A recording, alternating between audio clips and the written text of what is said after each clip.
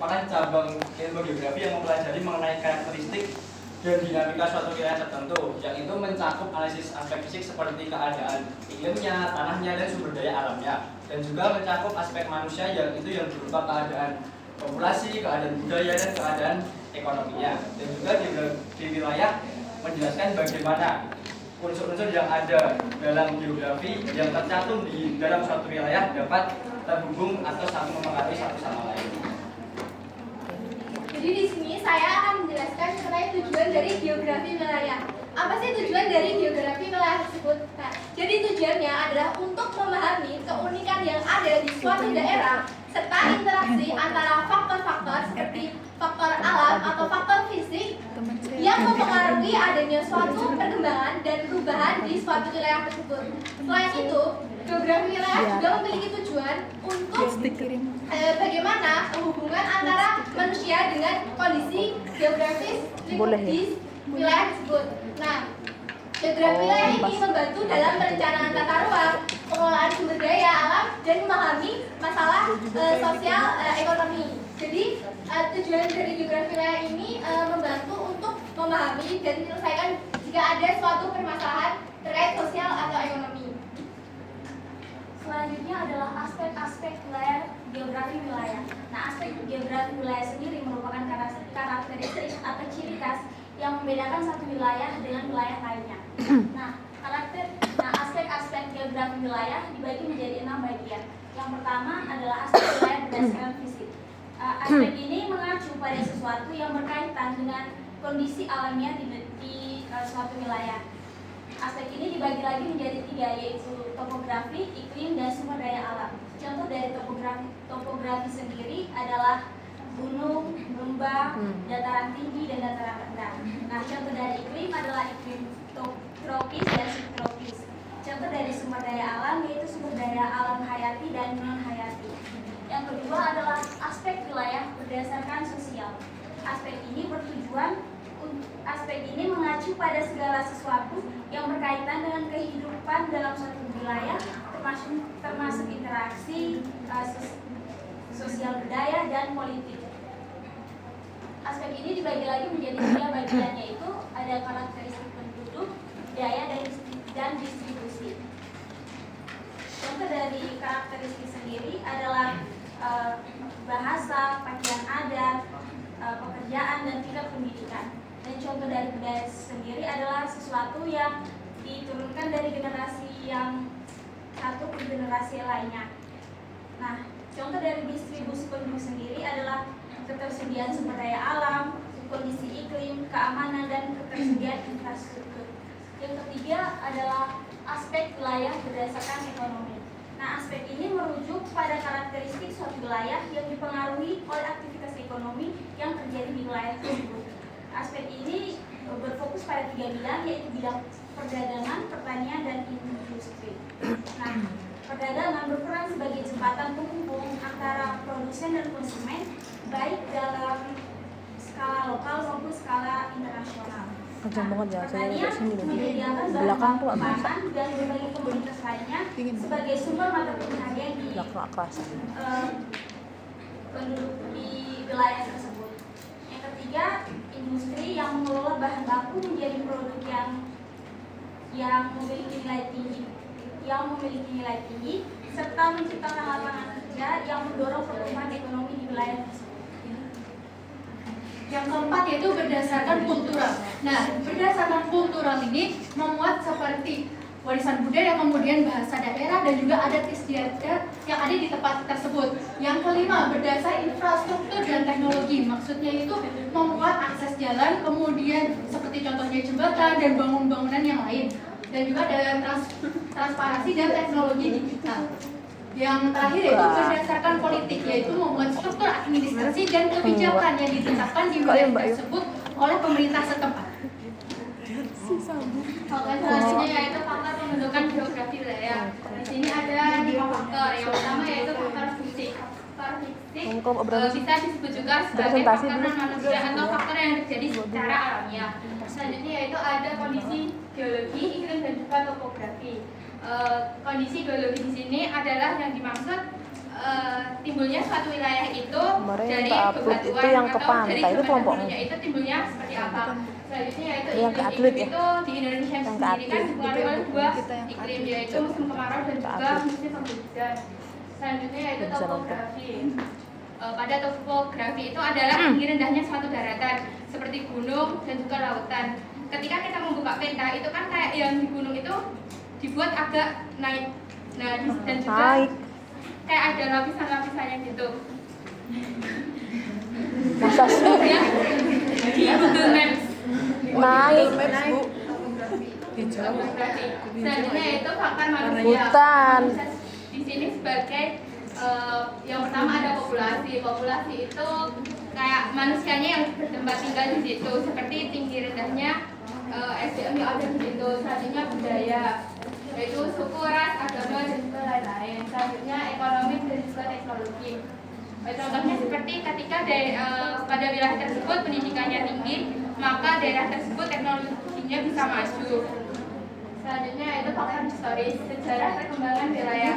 Nah, pada faktor historis ini kayak daerah pantai itu kan pada saat peperangan ataupun VOC dulu kan pernah ada perdagangan internasional. Nah, di situ bisa kita lihat dari dampaknya hal tersebut. Ketika peperangan terjadi ataupun pernah dilewati oleh jalur perdagangan nyampe. internasional, maka Mau yang kehujanan. wilayah tersebut akan lebih maju daripada wilayah Sana duduk lainnya. aja, duduk. Selanjutnya yaitu Kering gak hujan. selanjutnya yaitu faktor ekonomi. Faktor ekonomi merupakan salah satu faktor perjuangan penting yang mempengaruhi tentang pembentukan geografi wilayah. Tentu saja kita tahu bahwa setiap wilayah memiliki kebutuhan tersendiri dari wilayah satu dengan wilayah lainnya. Jadi mereka memiliki cara tersendiri untuk melengkapi kebutuhan tersebut. Faktor ekonomi ini meliputi seperti aktivitas ekonomi, industri, dan juga pertanian. Yang terakhir yaitu faktor politik. Faktor politik juga merupakan salah satu faktor yang penting dalam pembentukan geografi wilayah. Faktor politik ini meliputi seperti kebijakan pemerintah dan juga batas wilayah. Batas wilayah membentuk sebuah peta wilayah yang tentunya mempengaruhi terhadap kehidupan lainnya, seperti kehidupan sosial dan juga kehidupan ekonomi. Siapa? Nah, teman-teman, kita masuk ke dalam tantangan dan isu yang meliputi berbagai wilayah dalam geografi wilayah. Yang pertama ada perubahan iklim. Perubahan iklim sendiri adalah iklim yang mempengaruhi ekosistem dalam lingkungan dan kehidupan manusia, seperti suhu yang meningkat dan cuaca yang ekstrim. Lalu yang kedua ada pengelolaan sumber daya alam. Pengelolaan sumber daya alam sendiri ini sering terjadi menimbulkan konflik dikarenakan oleh eksploitasi yang kurang atau tidak berkelanjutan.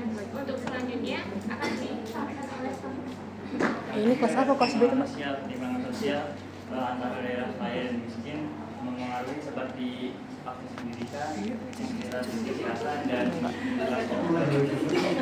yang keempat ada isu migrasi, baik akibat konflik atau bencana. Pengelolaan resiko bencana alam juga sangat penting untuk melindungi masyarakat. Nah, selanjutnya tuh ada solusi untuk mengatasi tantangan dan isu itu. Pertama, pengembangan pendidikan geografi. Itu berfokus pada dinamika sosial, Fokus biar ekonomi, selesai dan hujan-hujanan langsung kedua, presentasi. penerapan teknologi Mas, menerapan sistem informasi geografi untuk duduk aja. analisis Kasihan. dan visualisasi data masyarakat Duduk secara aja, efektif. duduk. Istirahat. Duduk. Kemudian Kamu kehujanan, kan? solusi yang ketiga yaitu riset dan pengembangan. Yang pertama dapat dilakukan melalui penggalangan penelitian dalam bidang geografi, terutama dalam bidang pemetaan lingkungan dan juga perubahan iklim. Yang kedua yaitu dengan cara pengembangan dana, meningkatkan dukungan dana dan juga menjalin kerjasama dengan pihak universitas atau lembaga riset. Kemudian hasil risetan itu bisa dipublikasikan sebagai media pembelajaran. Kemudian solusi yang keempat yaitu partisipasi masyarakat. Yang pertama yaitu dengan meningkatkan kesadaran masyarakat mengenai pentingnya geografi melalui kegiatan edukatif dan juga kegiatan sosial. Yang kedua yaitu melibatkan masyarakat pada proyek-proyek pemetaan atau penelitian lokal. apa lokal vokal lokal. Oke. Berdasarkan hasil wawancara yang kelompok kami lakukan di Pantai Depok kemarin, didapatkan tentang aspek politik, yaitu ada 3 poin. Yang poin Melihat pertama main, yaitu informasi politik yang didapat oleh para masyarakat pesisir Pantai Depok didapatkan melalui media online seperti berita di televisi atau berita-berita yang ada di website, di internet, atau melalui sosial media seperti Instagram, TikTok, Twitter, YouTube, dan lain sebagainya. Di poin kedua, masyarakat pesisir Pantai Depok tetap berpartisipasi aktif dalam proses politik. Seperti misalkan pemilu yang diadakan di bulan Februari kemarin, para masyarakat pesisir Pantai Depok ini ikut berpartisipasi aktif dalam proses tersebut. Terus di poin ketiga, tidak ada paslon yang berkampanye di wilayah pesisir Pantai Depok. Maksudnya adalah jadi Pantai Depok tidak dijadikan objek untuk melakukan kampanye. Jadi para paslon tidak datang ke Pantai Depok untuk melakukan kampanye. Hanya saja masyarakat tuh seperti diberi kertas yang ada gambar paslonnya yang ada tulisan coblos saya. Hanya seperti itu. Ada uang. Selanjutnya yaitu media sosial masyarakat di Pantai Depok. Dalam konservasi kami menitik fokuskan pada poin-poin berikut. Yang pertama yaitu interaksi warga lokal dengan wisatawan luar. Interaksi warga lokal sangat berpengaruh terhadap wisatawan luar. Seperti interaksi yang diberikan seperti keramahan dan keharmonisan, sehingga wisatawan luar dapat merasa aman dan terjaga saat berwisata ke Pantai Depok. Yang kedua yaitu wisatawan luar yang datang. Dalam hal ini kita berfokus terhadap kebersihan. Tentu saja sebagai pengunjung kita harus menjaga kebersihan di Pantai Depok. Namun di Pantai Depok tersendiri terdapat sebuah sesi untuk kebersihan. Yang terakhir yaitu adanya perbedaan antara daerah pesisir dan daerah lainnya. Dalam hal ini tentu saja kita tahu bahwa setiap wilayah satu dan wilayah lainnya memiliki ciri-ciri dan karakteristik yang berbeda. Jadinya perbedaan antara daerah pesisir dan daerah lainnya memiliki hawa-hawa yang berbeda serta komunitas-komunitas yang berbeda dari wilayah satu dengan wilayah lainnya. Lalu selanjutnya adalah mata pencaharian. Sebagian besar warga pesisir Pantai Depok itu bermata pencaharian sebagai pedagang dan juga petani, dan sebagian kecil sebagai nelayan. Untuk para petani sendiri, keadaan ekonomi mereka itu sangat dipengaruhi oleh faktor cuaca, karena ketika kemarau itu bisa merusak, bisa menurunkan kualitas hasil tanaman mereka dan juga meningkatkan hama serta penyakit itu yang bisa menyebabkan resiko gagal panen. Lalu ketika curah hujan yang tinggi itu juga bisa merusak hasil panen mereka. Untuk itu, para petani di daerah pesisir Pantai Depok itu mempunyai manajemen waktu untuk menanamnya untuk menghindari resiko gagal panen, yaitu pada saat memasuki musim kemarau itu mereka lebih pada menanam tanaman seperti jenis palawija, bawang merah, cabai dan juga cabai saja. Lalu ketika memasuki musim hujan barulah mereka itu menanam padi. Lalu untuk para pedagang sendiri itu mereka penghasilan utamanya tentunya dari para wisatawan yang berkunjung ke pantai. Untuk keadaan ekonomi para pedagang sendiri itu sangat dipengaruhi oleh faktor cuaca, karena ketika ombak besar dan angin besar itu melanda daerah pantai, para wisatawan itu cenderung menghindari daerah pantai untuk berwisata. Untuk itu pendapatan para pedagang itu bisa menurun. Lalu untuk nelayan sendiri, keadaan ekonomi mereka itu sangat dipengaruhi oleh faktor cuaca juga, karena ketika ombak besar itu para nelayan itu takut untuk berlayar ke laut. Terus yang selanjutnya itu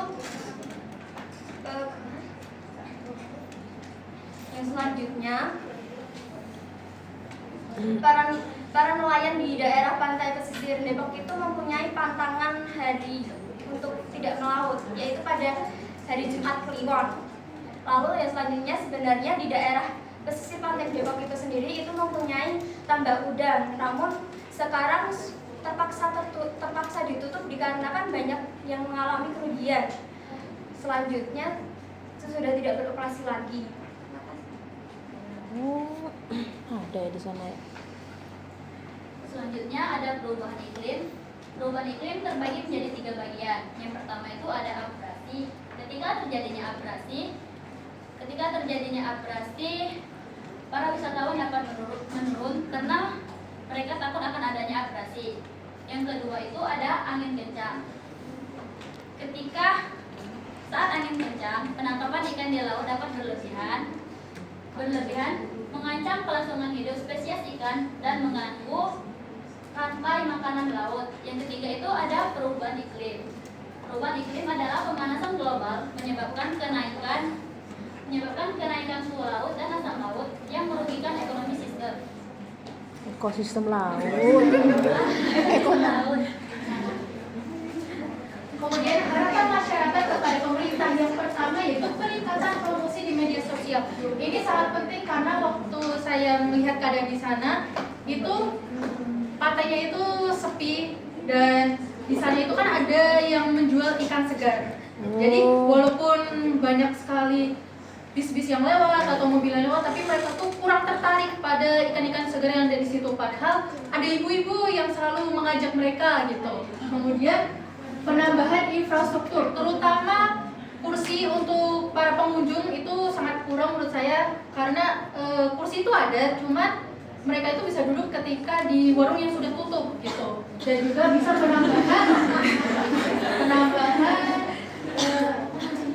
tempat sampah.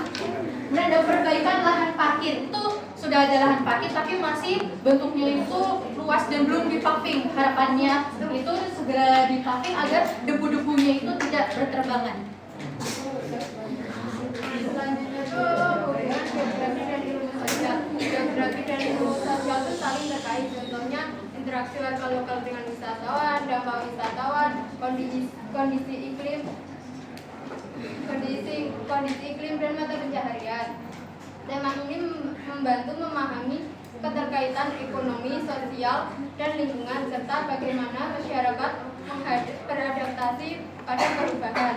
Kita dapat melihat bagaimana geografi mempengaruhi kehidupan sehari-hari dan sebaliknya. Okay, so for our conclusion today, jadi seperti yang kita tahu bahwa biasanya masyarakat pesisir itu kan berpegang teguh terhadap prinsip mereka sebagai nelayan. Tapi ternyata setelah kita melakukan observasi kemarin, masyarakat pesisir di Pantai Depok itu memiliki mata pencaharian sebagai petani dan menjadikan nelayan itu mata pencaharian sekunder.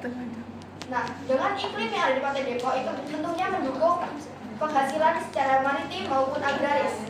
Karena kebergantungan dua faktor ekonomi itu menghasilkan kehidupan sosial masyarakat Depok itu menjadi saling gotong royong dalam musim tanam maupun panen bahkan saat melaut bersama. Nah, kedudukan geografi dan ilmu sosial itu bagaikan dua bagian dalam satu koin. Nah, geografi itu kan menilai kondisi alam terhadap seseorang, sedangkan ilmu sosial itu kan dia menitik beratkan interaksi sosial. Jadi hubungan geografi dan ilmu sosial adalah bagaimana sih keadaan lingkungan seorang itu mempengaruhi interaksinya terhadap antar manusia untuk menjalankan proses interaksi sosial. Oke. Nah, ini ada dokumentasinya. Ya, ada dokumentasi, mohon maaf ya.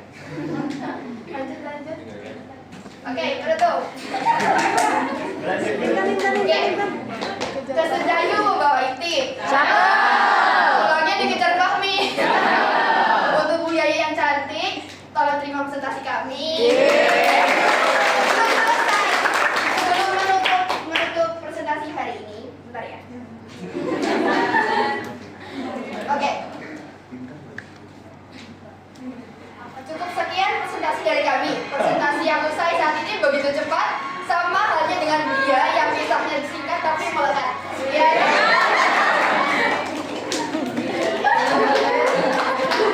Curhat. Kayaknya dia curhat deh ya. Oke, untuk presentasi dari kelompok kami, untuk selanjutnya yaitu video yang sudah kami buat selama observasi.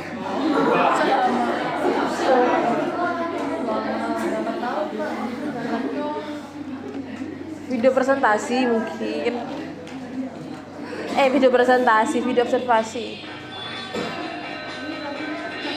Itu lebih full. Full.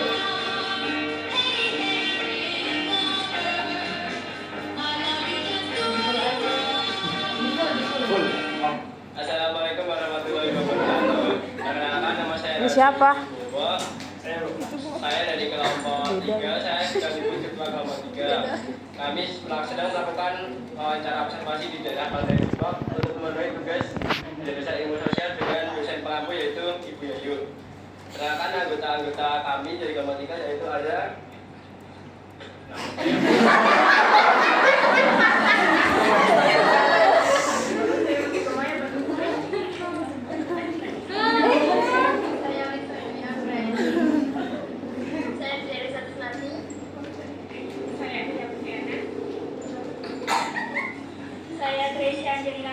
Teresia, Saya Aminatun Goyima.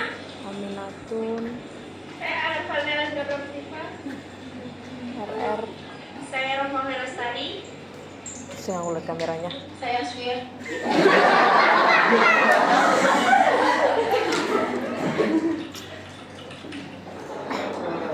Pantai Depok. Yang memutuskan Pantai Depok siapa?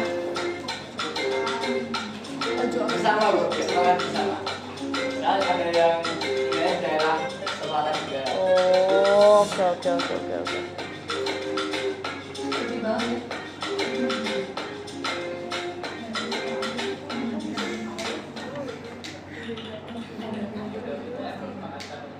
Oke, ini yang dijelasin tadi ya.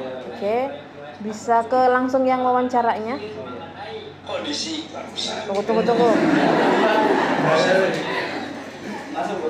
cari ikan itu agak karena kan abrasi itu jadi pengunjung dari kelihatan jadi sepi, ada takut.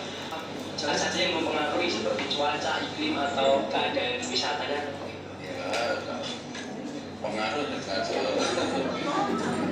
tadi tidak karena ada acara. Ya, tapi kalau hari Sabtu Minggu itu ya bisa beratnya bisa dijagakan itu.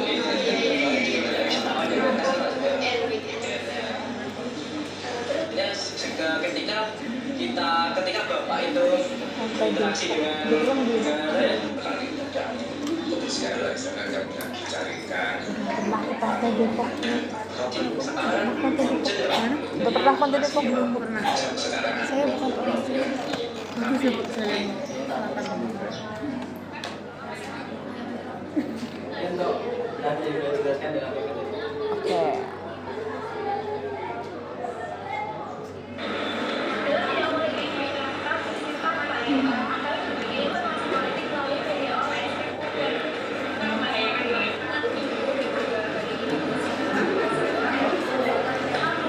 Itu ngapain dia si Motobi itu?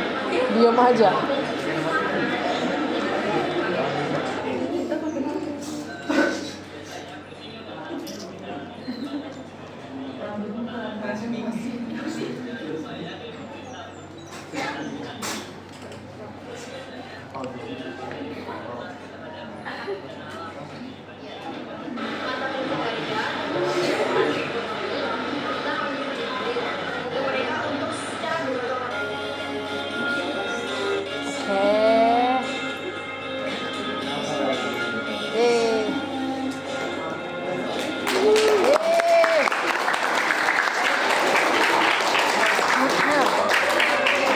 Di stop dulu.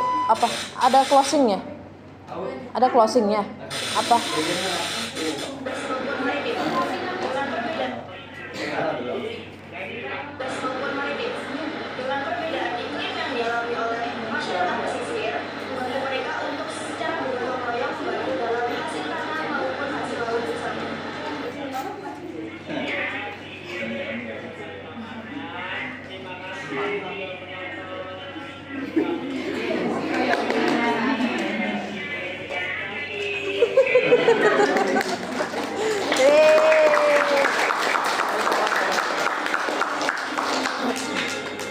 Oke, bisa di stop. Oke, stop. Oke, terima kasih. Sebelum saya komentar, kita mau mendengar kelompok 1-2 ya untuk memberikan apa namanya pendapat dan effort mereka ini sudah ke pantai Depok. Itu hari apa pas ke sana? Emang pagi jam 6. Jam 7. Kami kesana jam 7, tetapi untuk bapaknya sendiri karena Jumatan terlebih dahulu, jadi wawancaranya setelah Jumatan gitu. Jadi pas di sana nunggu lama gitu. Oke, ya nggak apa-apa. Jadi mereka itu sebenarnya mau ke pantai, cuman motifnya alibinya ngerjain tugas ya. Aslinya paling ya gitulah. Silakan kelompok 1 2 yuk memberikan apresiasi kepada kelompok 1. Itu apa sih ini nggih, monggo.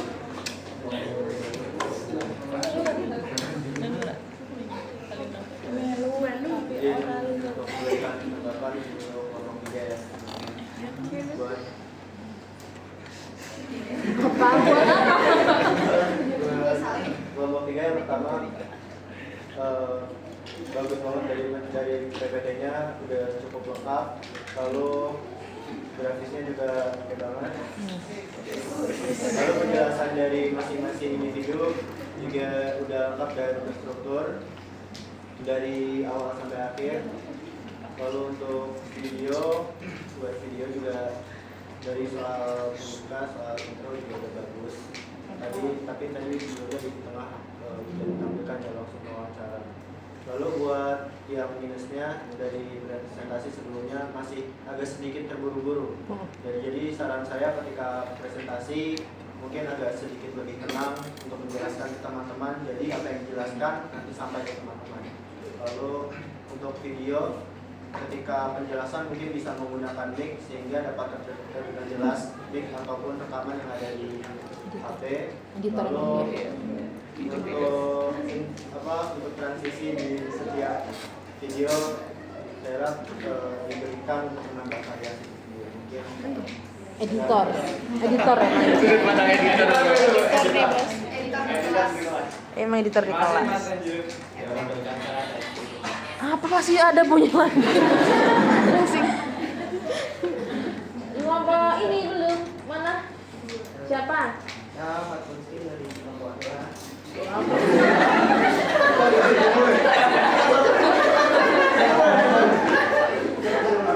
Nggak bisa tak ambil gambar. Ya. Susah. Kan aja. Dan cara penyampaian cukup oke, tapi masih ada dalam PPT itu ada yang ditulis di situ tapi belum dijelasin. Seperti kayak di slide berdasarkan infrastruktur dan teknologi. Dicatat, Bro. Itu yang transparansi itu apa gunanya transparansi dengan industri dan teknologi itu belum dijelasin. Oke. Ya.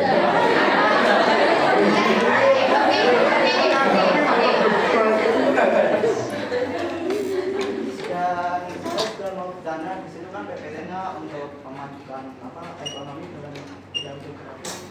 Itu kan ada salah satunya ada industri di Pantai Depok itu apakah ada industri pertanian atau industri tambang untuk nelayan gitu, apakah udah ada atau belum?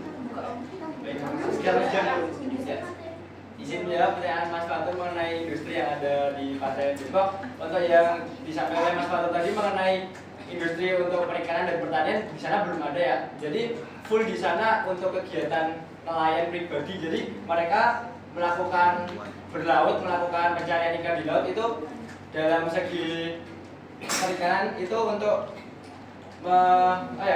memenuhi kebutuhan sehari-hari mereka. Jadi tidak ada industri yang besar di Pantai Depok. Dan juga untuk pertanian sendiri juga mereka masyarakat di pesisir Pantai Depok itu juga melakukan kegiatan bertani itu di sawahnya pribadi. Jadi untuk kegiatan bertani itu untuk memenuhi kebutuhan pribadi sendiri. Oh, oke. Dikejar, Mas. Dikejar. Oh ya. Bagian siapa tadi? Ya bagian siapa? Slide berapa tuh, Mas? Slide kedua, guys. 23, guys. Transparansi mana tuh? Transparansi. Jadi untuk menjelaskan bagian berdasarkan infrastruktur dan teknologi, bagian transparansi ini di daerah Pantai Depok sendiri kan untuk infrastruktur belum terlalu terpenuhi ya Bu. Jadi untuk di sini tercantum transparansi bahwa ketika pemerintah sedang melakukan pembenahan ataupun peningkatan kegiatan infrastruktur dan teknologi di sana itu pemerintah terbuka kepada masyarakat sekitar pesisir Pantai Depok gitu Ibu. Jadi tidak ada kegiatan-kegiatan yang tertutup ya gitu. Jadi semuanya bisa terbuka satu sama lain gitu. Oh. Sudah terjawab, Mas? Oke. Udah bagian saya ya. Berarti oke, terima kasih dan saya mengucapkan apresiasi sangat tinggi kepada kelompok ini yang sudah observasi langsung ke daerah pinggiran pantai untuk mengetahui bagaimana geografi itu bisa secara geografis itu mempengaruhi ekonomi ya. Oke, yang pertama ada beberapa pertanyaan. Yang pertama ini dulu ya, yang yang klasik dulu ya. Apa pemilih di sana tuh kenapa? Kemudian yang kedua, penegasan geografi dalam ilmu pendidikan sosial atau ilmu sosial di sini seperti apa? Gitu ya. Dua itu aja dulu. Tadi bagian slide slide siapa ya? Yang IP ini nggak tahu siapa. Tapi jawab dulu yang pertama, kenapa di sini dan kan kalau yang populer banyak ya, tapi kenapa yang di sini bahkan tadi ngacak beberapa teman-teman ada yang belum pernah ke sana padahal ya. Siapa ya tadi? Mak, nah, ini juga sampai belum. Ya, kenapa memilih di sana? Kenapa di sana? Kenapa memilih observasi di sana? Baik, izin menjawab pertanyaan dari Bu Yayo. Kenapa kelompok kami memilih tempat di Pantai Depok untuk melakukan observasi? Karena di daerah tersebut itu untuk segi infrastruktur maupun keadaan sosial, ekonomi dan budaya masyarakat setempat itu termasuk belum yang terlalu memadai gitu Bu. Karena di sebelah timur Pantai Depok itu sendiri itu adalah Pantai Parangtritis. Jadi untuk Pantai Parangtritis itu mungkin sudah dikenal oleh banyak wisatawan dari luar ya Bu. Untuk Pantai Depok sendiri belum terlalu dikenal karena wilayah Pantai Depok itu kebanyakan wilayah yang di situ untuk kegiatan perdagangan mengenai perikanan maupun pertanian yang ada oleh masyarakat sekitar situ. Jadi karena di daerah Pantai Depok sendiri juga sudah mengalami abrasi yang cukup hebat Bu, karena dari arah selatan tersendiri air laut itu sudah semakin ke utara. Jadi wisatawan yang datang ke Pantai Depok kebanyakan tidak untuk berwisata di daerah tepi laut untuk melihat air laut atau bermain air laut, tetapi di Pantai Depok sendiri untuk kegiatan perekonomian. Oh, ini ya. Jualan gitu ya. Apa? Selain itu kemarin waktu kita datang ke sana tadi kan sudah dijelaskan bahwa harapan masyarakat setempat itu adalah promosi dengan media sosial. Jadi kami juga berharap dengan datangnya kami ke sana mungkin bisa menambah teman-teman kalian destinasi. Ini di endorse. Kita membantu untuk para BA. Ya amin, masih tahu. Jadi kan di sana kan juga banyak orang tua yang bekerja untuk keluarganya. Oke. Mungkin kalian kalau bisa mau main terus bosan dan mencari ke pantai yang lebih sepi itu bisa ke Pantai Depok. Cuman sana bakal disambut sama masyarakat di sana karena mereka juga orangnya ramah-ramah dan selain itu juga pemandangannya juga bakal bagus dari pantai-pantai yang udah eksis yang lain. Kita kan di sini sebagai mahasiswa di Jogja jadi harus memajukan pariwisata yang ada di Jogja, entah mau yang besar maupun yang kecil. Oke, ini geografi dan ilmu sosial tadi gimana? Tadi siapa? Mbaknya? Ayo. Tadi pertanyaannya bisa diulang? Enggak. Ini satu kali. Jadi kan seperti yang tadi sudah saya jelaskan di kesimpulan, kalau geografi sama ilmu sosial itu kan seperti dua permukaan koin yang berbeda. Jadi geografi itu kan dia fokusnya di bagaimana suatu daerah, baik iklim, tanah itu mempengaruhi manusia. Sedangkan ilmu sosial itu kan dia menitik beratkan terhadap interaksi manusia sebagai makhluk sosial dengan manusia lain untuk mencukupi kebutuhan pribadinya. Nah, oleh karena itu hubungan geografi dan ilmu sosial itu diharapkan kita tahu bagaimana suatu daerah itu mempengaruhi interaksi sosial masyarakatnya. Jadi seperti misal gini, di pegunungan itu dia masyarakatnya relatif terisolatif karena mungkin wisatawan datang ke sana itu kan fokusnya mungkin ke pegunungannya atau apanya, sedangkan kalau di wilayah pesisir banyak wisatawan yang datang, sedangkan jadinya mereka kayak interaksinya lebih luas karena itu. Terus jadinya kadang orang di pesisir itu kalau semisal dia keluar kadang mungkin merasa agak bahasanya kayak kagok karena kan Apa itu? dia kan kayak ini terjauh dari pusat keramaian, jadinya mungkin Shock culture gitu. ya kayak gitu loh. Agak tertinggal gitu loh. Agak tertinggal dari. Soalnya kemarin waktu kita wawancara juga kadang kata bapaknya itu ada beberapa hal di daerah lain itu yang membuat kayak ada rasa kaget gitu loh katanya. Jadinya Oh, shock culture ya. padahal masih sama-sama di Jogja cuman Really? bapaknya Oh. ngalamin kayak gitu. Oke. Ada yang kuliah di UN-nya nggak di sana? Ada ya. Oke, ya udah bagus sekali. Kita gabung next ke kelompok selanjutnya. Berarti kita ditutupin. Kami jika ada salah dari penyampaian kelompok kami mohon maaf. Kami akhiri wassalamualaikum warahmatullahi wabarakatuh.